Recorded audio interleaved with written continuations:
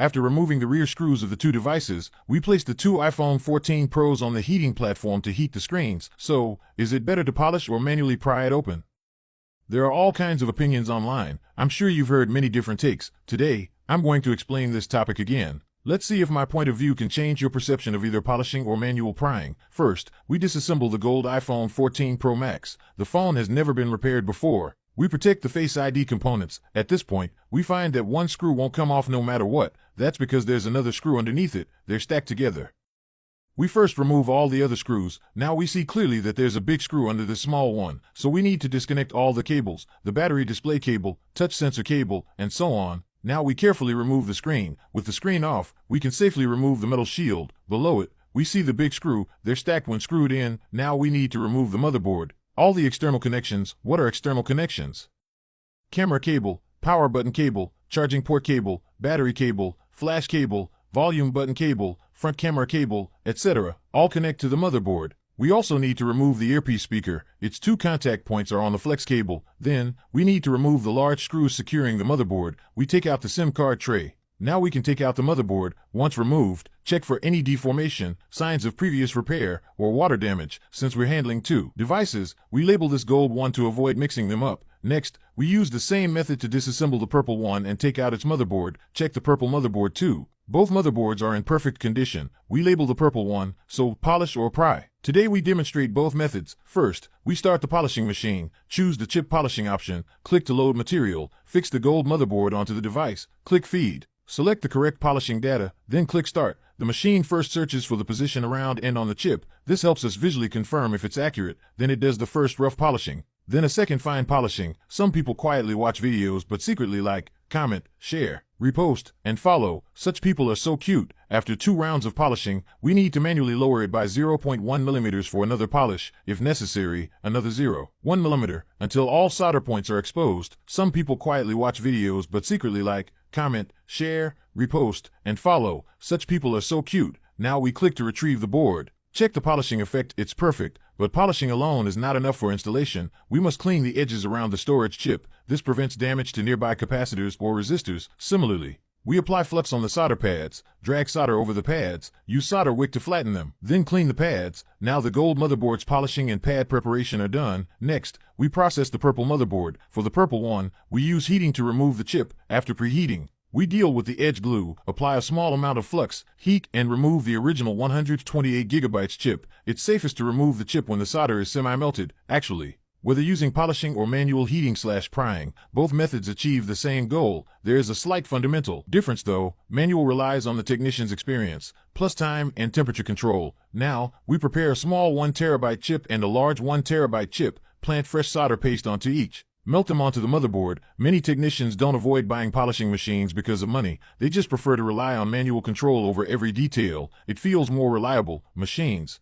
on the other hand, operate based on standardized programming and settings, but machines aren't humans. In emergencies, they can cause serious problems. Heating to remove chips from double-layer boards is now very mature technology. For example, my own phones 14 Pro Max, 15 Pro, 15 Pro Max, 16 Pro Max have all been expanded to 1 TB. The longest use is over 3 years, with no issues, even after many drops and impacts. Now, we proceed to install both 1 TB chips. You'll notice one chip is bigger than the other. When you feel a slight bounce while pressing, it's properly seated. The small one is done.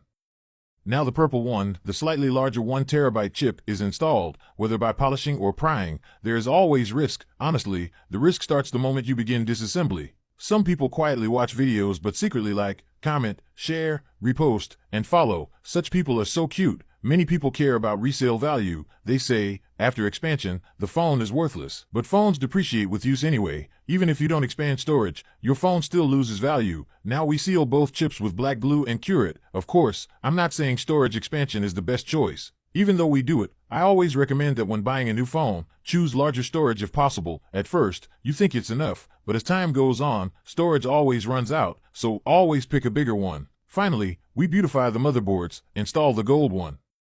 First, I wonder if everything I said helped you understand better. If I missed anything, please leave a comment to supplement it.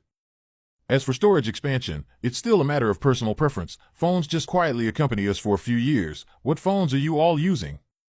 Leave your models in the comments. Now we clean the back of the gold phone screen, connect the touch, display, and battery cables. Some people quietly watch videos but secretly like, comment, share, repost, and follow. Such people are so cute. Install a few screws to secure the metal shield, clean again, remove the protective film from the waterproof adhesive, remove the cover on the Face ID module, finally, close the screen. Then we put the phone into a pressure tool for compression. Some people quietly watch videos but secretly like, comment, share, repost, and follow. Such people are so cute. After successful compression, remove the phone, install the 2 bottom screws. Now, the gold phone is fully reassembled. Next, the purple one. The purple one needs a battery replacement. Remove the old battery. The fan shows a new original battery. Install it, along with new screws. Clean the purple motherboard too. Install the motherboard, install the battery, same as the gold one. Then, link the 2 phones to a computer, and install the system at the same time. Some people quietly watch videos but secretly like, comment, share, repost, and follow. Such people are so cute.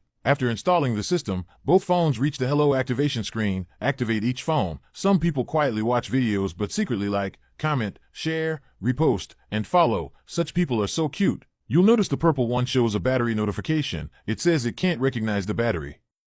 Even though it's a brand new original battery, without running a configuration diagnostic, it still shows a pop-up and doesn't display battery health. What to do?